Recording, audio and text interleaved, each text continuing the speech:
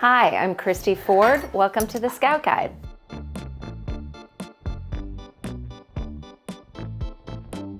Susie and I started the Scout Guide back in 2010. She had a blog called The Scout, and she was kind of like the girl about Charlottesville, and we'd follow her every move, and she'd take us to art galleries and stores and show us all the things that were happening that we were missing out on.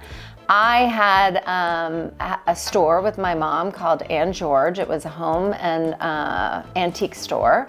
We were kind of off the beaten path. Charlottesville is topographically gorgeous, but doesn't really have a cohesive main street. So Susie came to me with the idea of building this book that would house all of our local, beautiful small businesses. She wanted to do this book, and I wanted something I could pass to our customers instead of a map that we had just drawn out for them.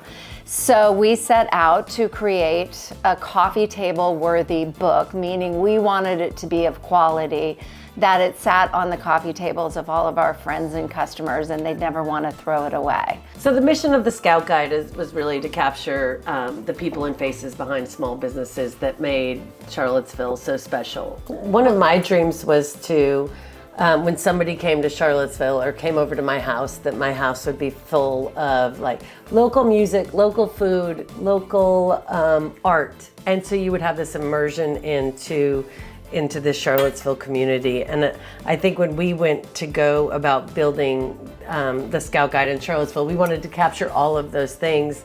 And if an interior designer was in the book, like Christy's mom, Jan Roden, she would look at the guide and be inspired by a beautiful artist that was in Charlottesville, and she would then source that artist and put it in a client's home.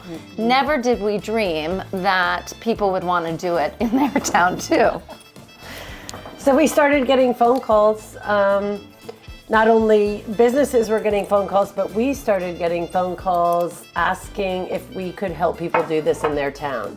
And we were like, well, we don't know your town, so how would we do that? I said no. Christy said, I think we can figure this out. So we started off licensing the brand to a few markets. I think we started with Charleston and then Charlotte. And those are people that had come and seen the guide in Charlottesville and wanted to do it in their town. And so we began as a license agreement, and our lawyers quickly suggested moving to a franchise, converting to a franchise, because we wanted to control the design and the print of the guide to ensure the investment that people had made in our brand.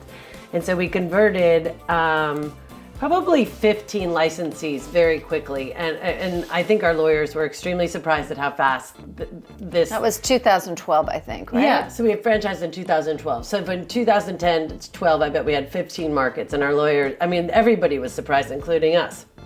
But we found, these people found us, these women found us, that really had their finger on the pulse of their communities and wanted to be that third-party advocate for these businesses. I moved back to Charlottesville about 5 years ago and actually used the guide quite a bit to get reacquainted with this town, and that's really what drew me to it, was just that it was showcasing so many wonderful businesses here and telling the story of the people behind it.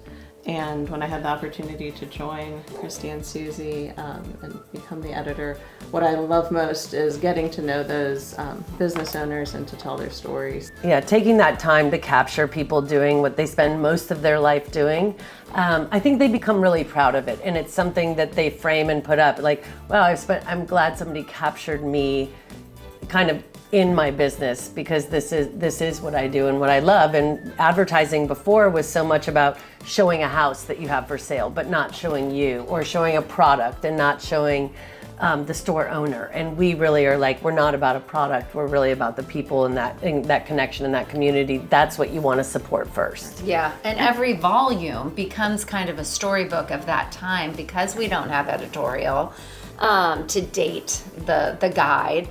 It truly is kind of a marker of what was happening in our town in this volume, and it's really fun, to their point, to watch the haircuts, the age, the transformations in the businesses, the evolutions. I mean, it's a moment in time captured.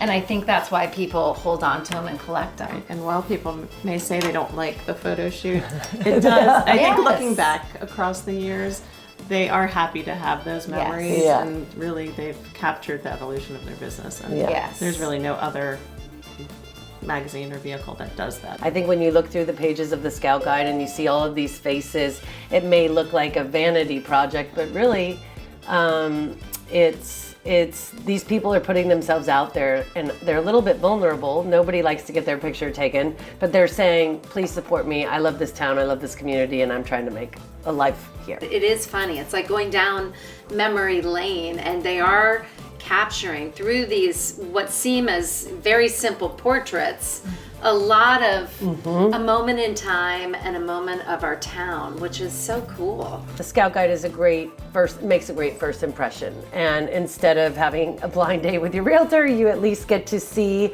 and hey, you get to meet Frank. You feel like we try to capture some of their personality, so when you get in the car and you're with them all day, you feel like you know them before you meet them for the first time. Exactly. I think we've had Frank Hardy and Murdoch in the guide for from day one. 15 years. Yeah. We would love any business that wants to be a part of the Scout Guide to be on the pages. I think our biggest thing is a business that is full of integrity, someone we would feel comfortable recommending to a friend. So as long as that's kind of our guiding North Star, is it someone we would recommend? Being willing to be part of the community that distributes the guide, that's willing to look up their fellow small business owners and support them. I think we talk a lot about that when we talk about joining the Scout Guide for the year, is really that support of one another. Right. It's a very collaborative community, and so as long as